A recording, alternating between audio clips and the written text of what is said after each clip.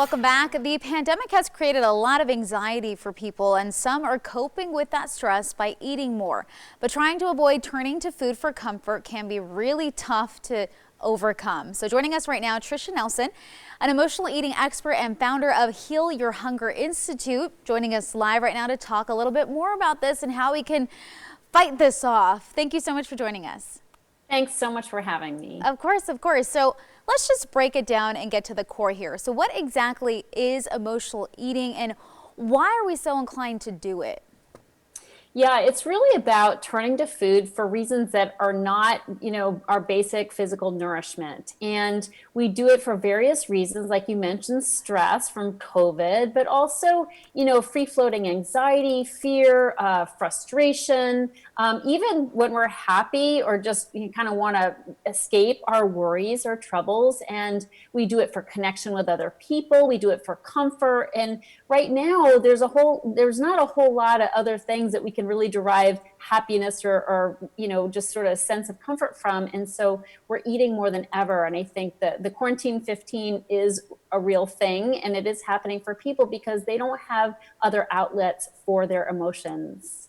So I know we were talking earlier that I kind of caved today. I know a lot of people who are doing the same. So this is kind of a hot topic right now. But 27% of Americans reach for salty or sugary snacks for comfort. So who might be more prone to being an emotional eater? What are some of the common habits, and what are some things people can do so they don't do that?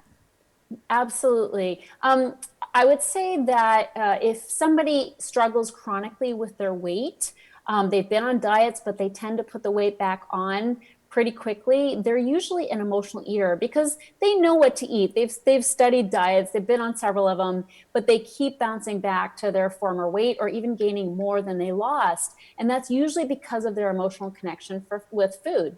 Snacking is the biggest culprit of weight gain because the foods we snack on are not usually carrot sticks and broccoli. They are, peanuts and cookies and other snacky things, chocolate and whatnot. And so what people can do to really cut down on that snacking is something I like to call a 3-meal magic, which is eating 3 meals with nothing in between.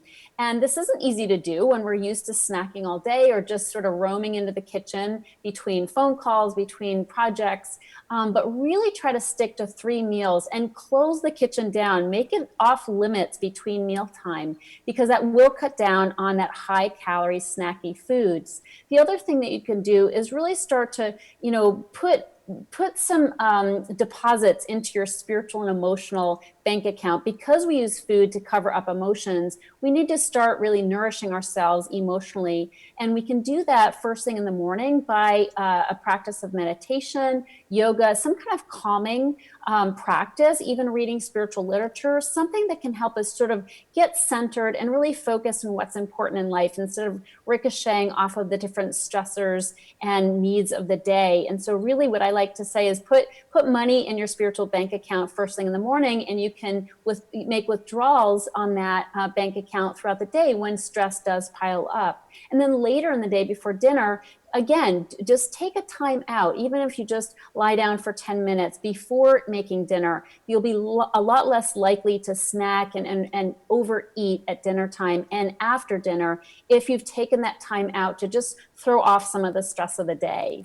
This is such great advice. Thank you so much. We just ran out of time, but that was amazing. Thank you, and we will be right back.